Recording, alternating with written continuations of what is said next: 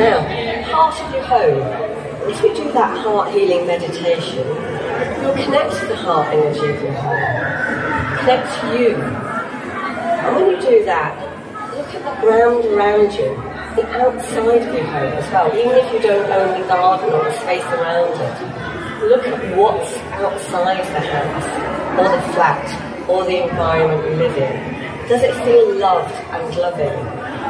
What can you do to make it bright and beautiful?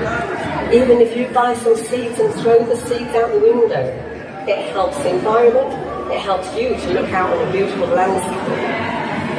Because I know we're in London, but there's so many beautiful places. So when you connect to the heart energy of your home, perhaps bring nature into your home with flowers, plants, beautiful objects that you like and love. Anything you don't like and love, remove. Because when you remove that object, you feel better in your life and everything that you do.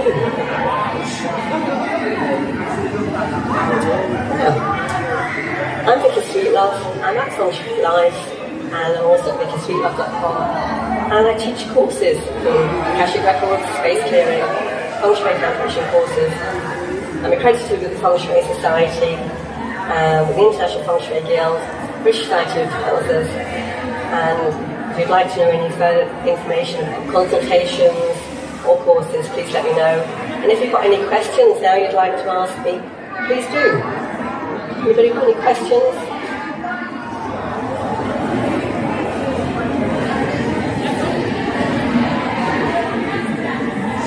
Hi, you were talking about smudging, but before that, the process before that being to, it was the clapping process. Yeah.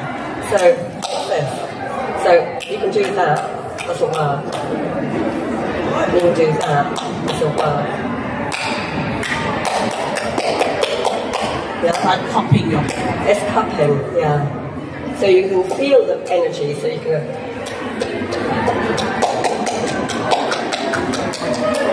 Yeah, and you start low.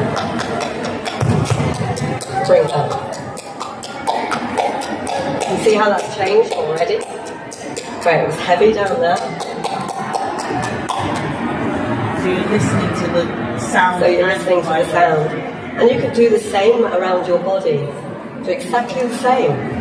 Similar to tapping? Is it similar to tapping? No, not at all. It just clears your energy field, your auric field. Yeah, because your auric field can collect all sorts of energies in it throughout the day. People's thoughts, their vibrations, other people that you meet here that you don't quite meet. Their energies can rub off on you. So by clapping around your body, that can help clear the energy when you go home into your own environment. Because you might think when you go home, that's funny, I had a wonderful day today, but now I feel all tired and heavy. Just get somebody to clap around you, or if you haven't, just do it yourself, you know, even go behind your back like this, you know, and just clap all around, you know, just like you would when you were a kid. Just clap it and then bounce yourself, you know, do this all the way around your body, because it'll just shift the energy. And that's what you need to do. You need to shift the energy within you, and then it helps the energy environment within your home. Anybody else got a question?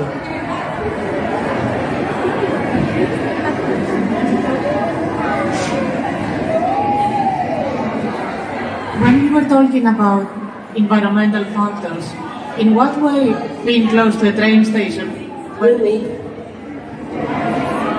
In what? In what way being close to a train station, whether an office or a home may be affected? You know, with constant moving of trains and all that, especially in London where you're never far enough from a train station, basically. About the noise or the environment? Both really, because I cannot think it separated. It's quite noisy. Well, train stations are never great because the electromagnetic field, plus the underground vibration that you feel within the home.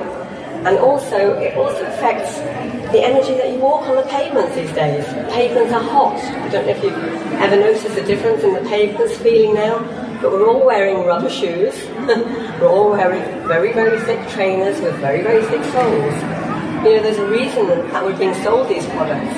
It is because, you know, the turned up the electromagnetic fields, the microfiber is coming into the pavements, so it's very, very hot energy for our bodies to cope with. So like you say, with the undergrounds, that's getting hotter because the Wi-Fi is coming down there, the microfiber is also in down there. So we're becoming very hot. So when, they say, I don't want to go too much into the environment, but we are becoming overheated, as well as being surrounded by this unseen, man-made Wi-Fi energies. So I would be very, very aware of being near a tube station or a station. But if you've got nature close by, it does help. Anybody else? Hi, just a quick one. So you know the first slide that you showed us, where you have the house all split up into different segments? Yeah. How did you actually decipher what those segments were? Like, how did you approach that? That's traditional feng shui. Ah, very good. So it's the compass directions. Right. So I take the compass direction from the front door as I look out, and from that direction, then you map out the agua life areas on the rest of the property. So then that's when the areas used to be southeast, southwest. That's the black hat feng shui. So the compass feng shui is your traditional, where you take the compass direction, map out the life areas, and that's why it looks different when it's there.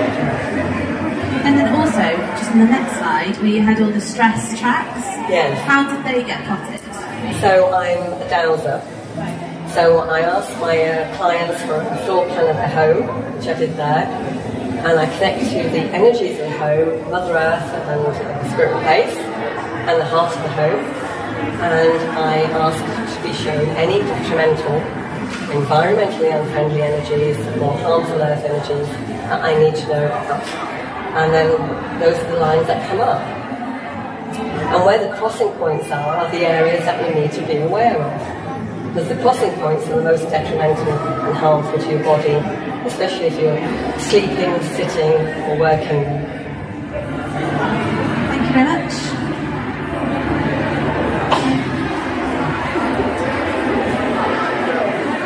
I just want to point out the correlation with feng shui and the chakras. I couldn't quite understand how you interlocking with the feng shui. You know, because you did the diagram, but yeah. The diagram, the chakras run central. But not in the house, they don't. Oh. In the house, they come all over the place. So, because we have a body, so our chakras are are centralised in our body. But in a house, they're not. The house chakras will be wherever they feel we should be in the home.